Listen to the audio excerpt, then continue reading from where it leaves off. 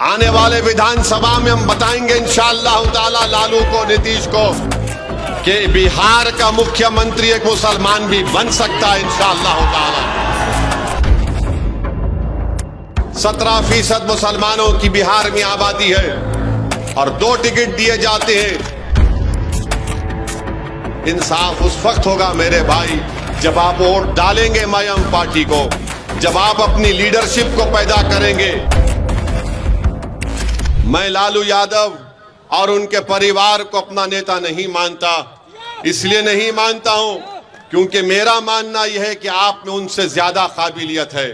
मेरा मानना यह है कि आप में उनसे ज्यादा ताकत है।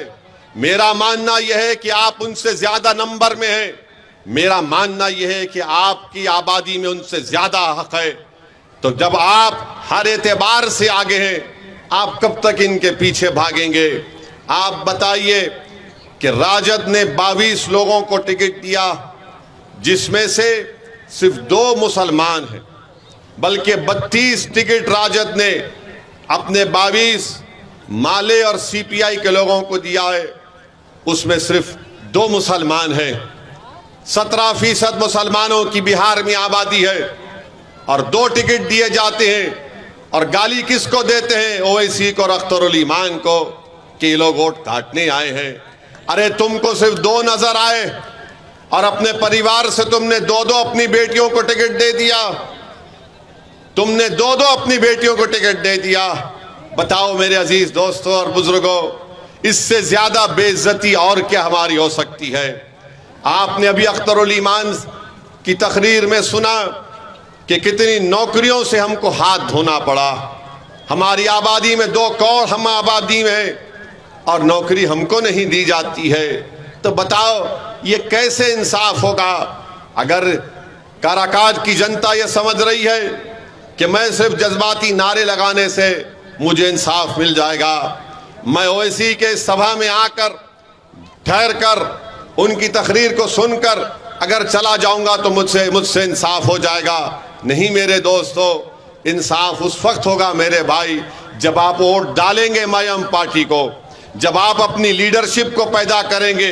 ये जो लड़ाई हम और अख्तरुल ईमान और इंजीनियर आफ्ताब साहब, हैबर साहब और ददन पहलवान लड़ रहे हैं, ये लड़ाई आपके लिए लड़ रहे हैं, इन नौजवानों के लिए लड़ रहे हैं, इन मासूम बच्चों के लिए लड़ रहे हैं, क्योंकि आने वाला कल आपका होगा।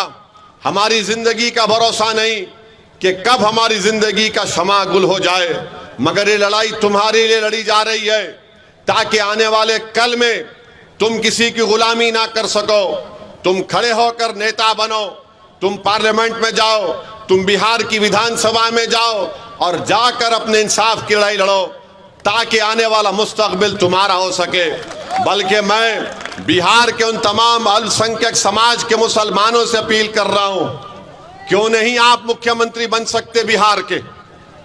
आने वाले विधानसभा में हम बताएंगे इंशाअल्लाह ताला लालू को, नीतीश को, कि बिहार का मुख्यमंत्री एक मुसलमान भी बन सकता है इंशाअल्लाह ताला। हम कब तक इन लोगों की गुलामी करते रहेंगे? MY के नाम पर वोट तो हासिल कर लेते हैं, मगर बताइए आप एक ट्रेन में रेलवे पुलिस का एक शख्स गोली मारता है ट्रेन में, तो आप देखते हैं कि मरने वाले का ताल्लुक बिहार से था। दरभंगा के बाजू मधुबनी की गांव का रहने वाला जिले का कोई राजद का नेता जाकर उस मरने वाले के घर पर जाकर उसको पुरसा नहीं देता। हम गए, हैदराबाद से गए, रहने वाला बिहार का था मगर राजस्थान में रहता था, हम वहां पर गए। बताइए आप कब तक ये नाइंसाफी का दौर चलता रहेगा?